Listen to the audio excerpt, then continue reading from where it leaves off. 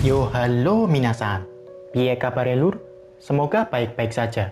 Kali ini aku mau bahas alur cerita anime Jujutsu no Kaisen Movie 0.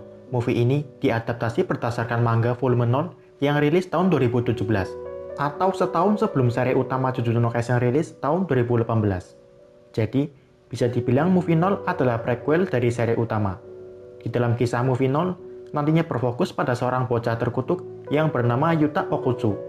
Jadi sepanjang Movie 0, kita nggak bakal lihat aksi Yuji, Megumi, dan Mbak Dukun Santet alias Kugisaki Nobara.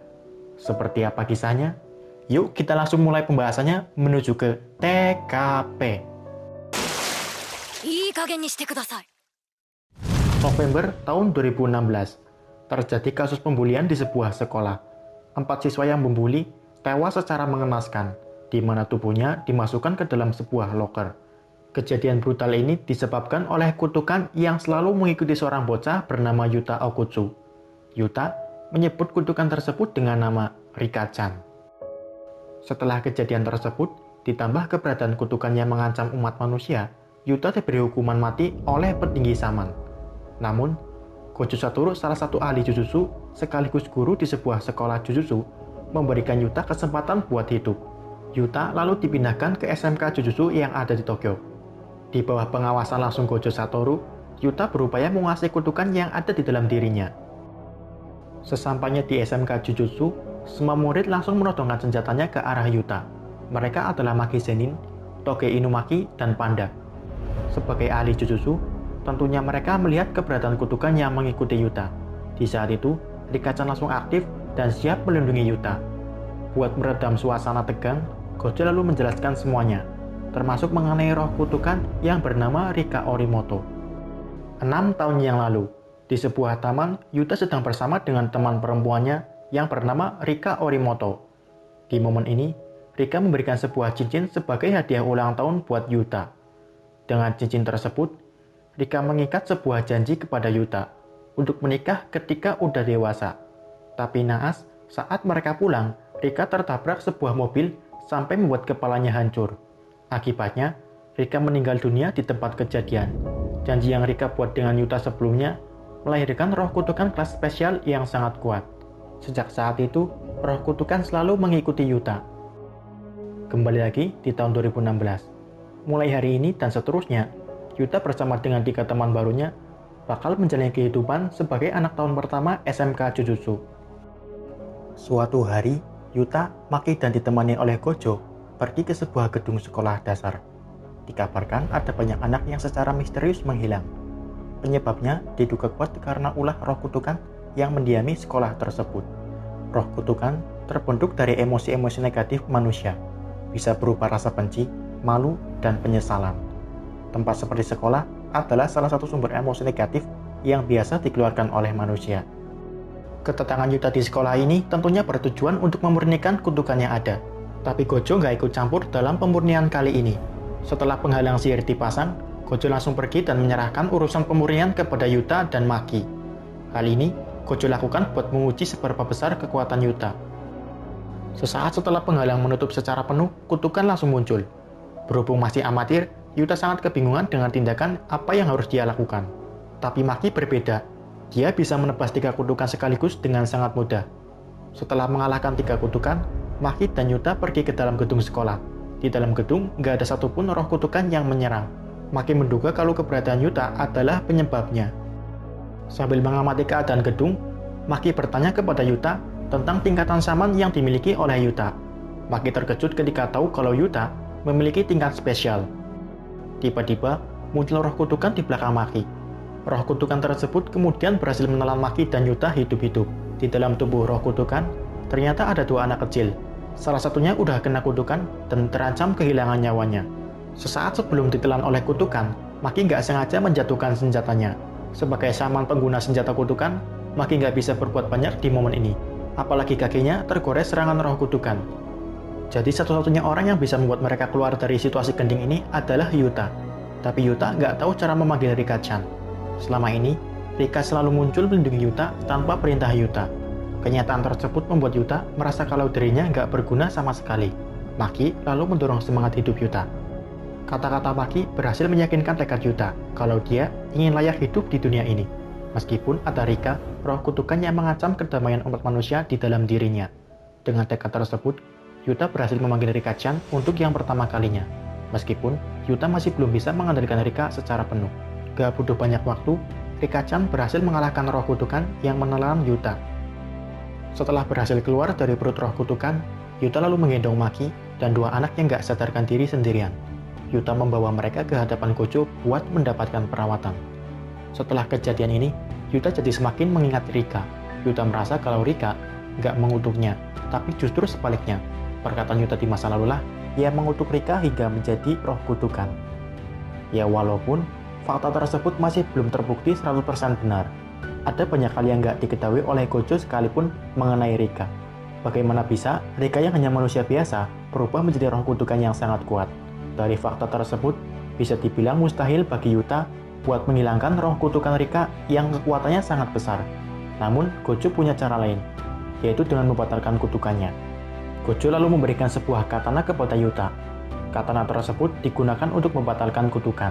Caranya dengan mengumpulkan kutukan Rika ke dalam katana secara perlahan. Maka dari itu, Yuta harus bisa menguasai teknik berpedang. Dibantu oleh Maki, Yuta kemudian belajar menguasai teknik berpedang. Meskipun selalu kalah melawan Maki dalam sparring, tapi kemampuan pedang Yuta semakin lama semakin meningkat. 3 bulan kemudian, kepribadian Yuta saat ini udah berubah jika dibanding saat pertama kali dia masuk ke SMK Jujutsu. Hari ini, Yuta kembali mendapatkan misi sekaligus sebagai latihan menguji kemampuan. Jika sebelumnya bersama Maki, kali ini dia bersama Inumaki.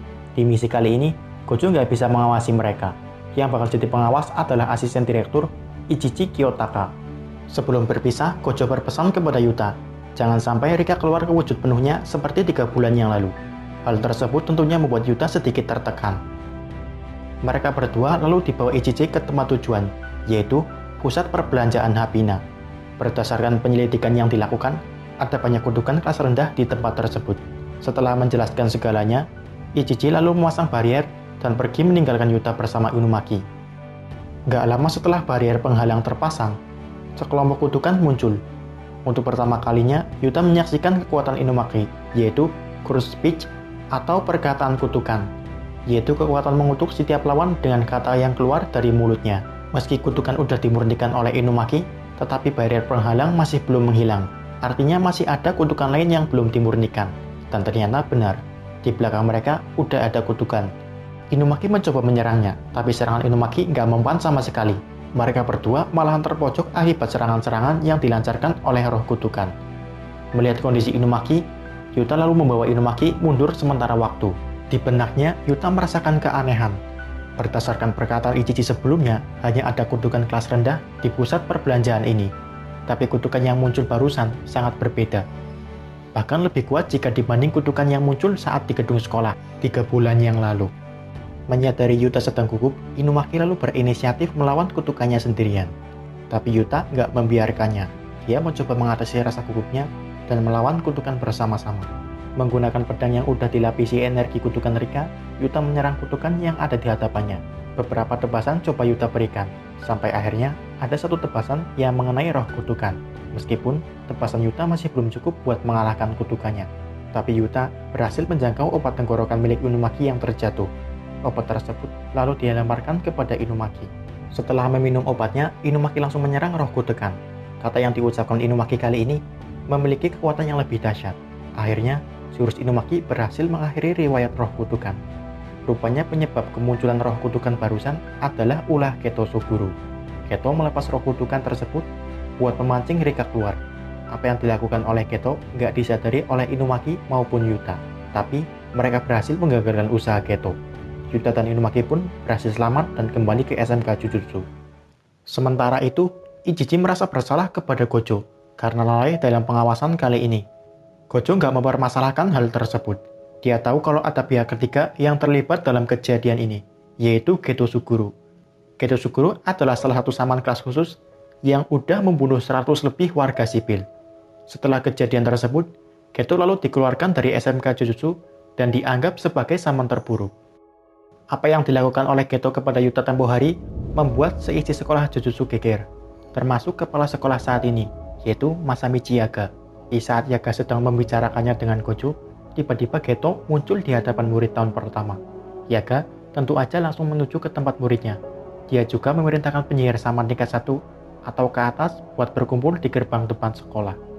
Rupanya tujuan Geto menyusup adalah untuk mendeklarasikan perang kepada SMK Jujutsu.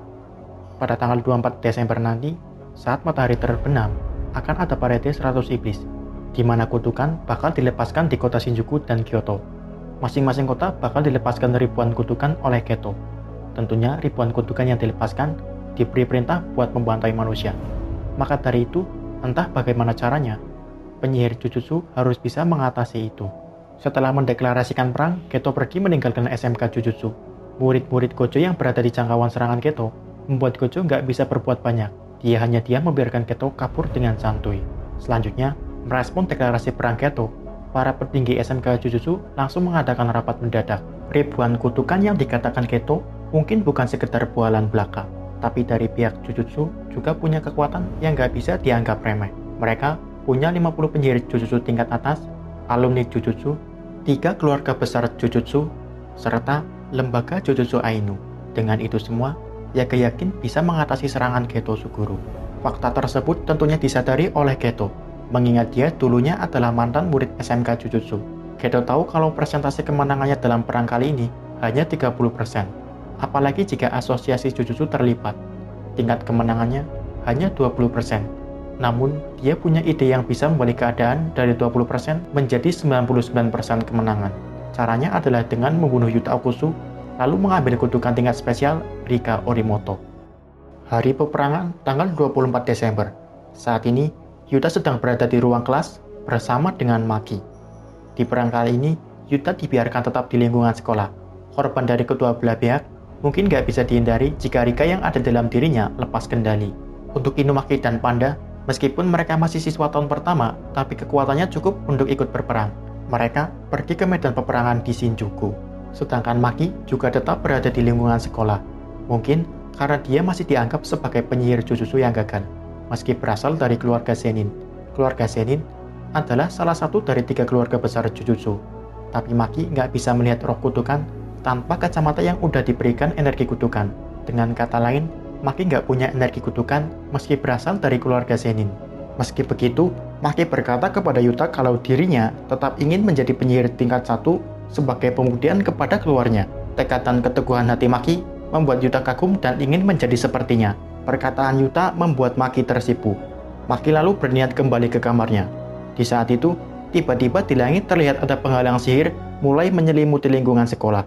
Yuta yang menyadari hal tersebut sangat terkejut dan kebingungan dengan apa yang terjadi. Berpindah ke Shinjuku. Saat ini, Gojo dan penyihir saman yang lainnya sedang menghadapi ribuan kutukan yang dilepaskan oleh Geto. Di momen ini, Gojo merasakan ada yang janggal, di mana dia nggak melihat keberadaan Geto dimanapun. Dari penyihir saman di Kyoto pun nggak ada yang mengabarkan keberadaan Geto. Setelah mencoba berpikir, Gojo akhirnya menyadari kalau Geto saat ini mungkin sedang berada di SMK Jujutsu. Gojo lalu bergegas menteleport Panda dan Inumaki ke SMK Jujutsu buat menolong Yuta. Kalau enggak, mungkin Maki dan Yuta bakalan mati. Setelah berhasil teleport, Panda langsung menghancurkan penghalang sihir yang menyelimuti sekolah SMK Jujutsu. Gak butuh waktu lama, Panda menemukan Geto dan langsung menyerangnya. Namun, Panda lengah karena mengkhawatirkan kondisi Maki. Akibatnya, satu pukulan keras Geto mengenainya. Inumaki pun ikut menyerang dengan kata kutukan hancur. Serangan Inumaki sangat kuat, sampai membuat dirinya muntah darah. Tapi Geto nggak luka segores pun. Dia bisa menghindari serangan Inumaki. Kali ini, giliran Geto menyerang. Teknik milik Geto adalah memanipulasi kutukan. Dengan kutukan yang dia kendalikan, Geto menyerang Inumaki dan Panda sampai tergeletak di tanah. Sementara itu, Yuta sangat terkejut ketika sampai di tempat pertarungan. Yuta melihat teman-temannya, apalagi Maki, kondisinya saat ini sungguh parah.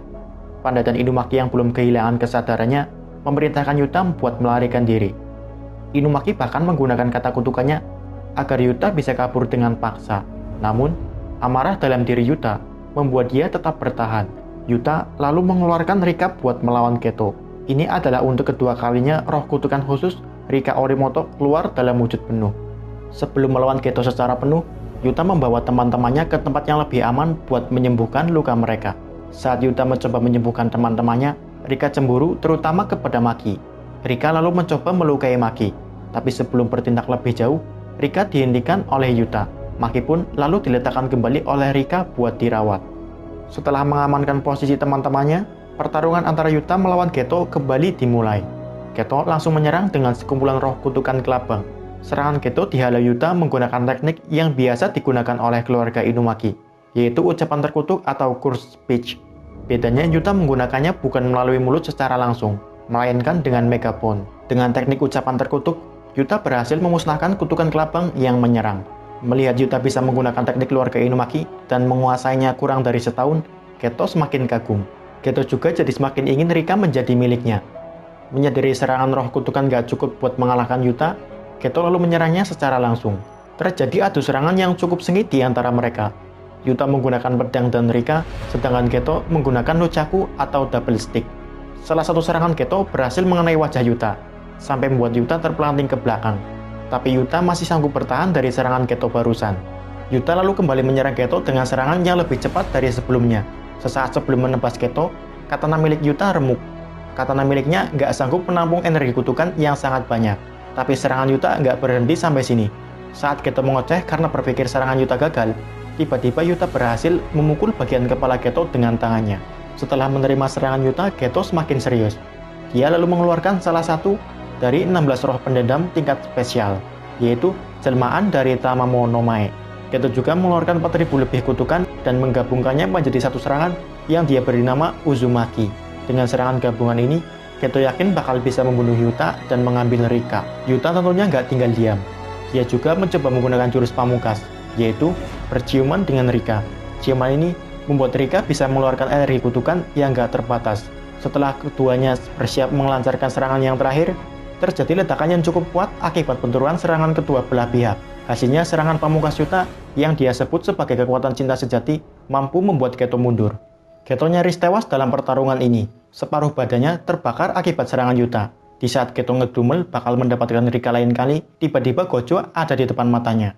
Berdasarkan perkataan Gojo, orang yang Geto sebut sebagai anggota keluarga berhasil kabur dari pertarungan Shinjuku dan di Kyoto. Gojo lalu memberikan Geto kesempatan untuk mengucapkan kata-kata terakhirnya. Sementara itu, Yuta bangun setelah nggak sadar selama beberapa saat. Di depannya ada Panda, Inumaki, dan Maki. Berkat penyembuhan yang dilakukan Yuta sebelumnya, mereka bertiga bisa bertahan hidup. Di saat itu, Yuta sangat terkejut ketika melihat wujud terkutuk Rika hancur dan menjadi Rika anak kecil. Tentunya, semua orang termasuk Yuta sekalipun bingung dengan apa yang terjadi. Tiba-tiba Gojo datang dan menjelaskan kalau kutukannya udah hancur. Gojo menjelaskan lebih lanjut bahwa Yuta memanglah orang yang mengutuk roh Rika, bukan sebaliknya. Dulu ketika Yuta melihat Rika meninggal di depan matanya, dia mengutuk Rika dengan menolak kematiannya. Yuta bisa melakukannya karena setelah penyelidikan yang dilakukan, ternyata Yuta adalah keturunan Michizane Sugawara, penyihir saman terkenal Jepang di masa lalu yang saat ini menjadi roh pendendam. Sugawara juga adalah salah satu dari 3 roh pendendam besar. Di akhir chapter, Rika dan Yuta mengucapkan selamat tinggal.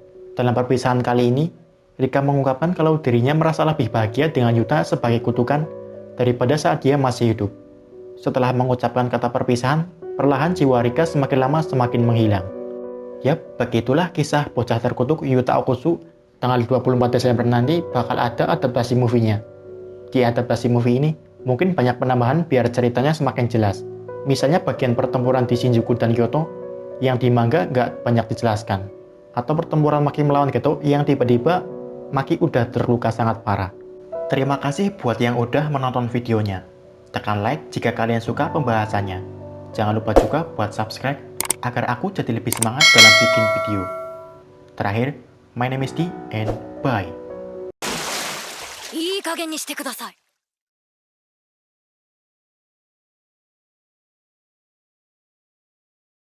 思ってた、恐れてた、だけどあれ、なんか違うかも。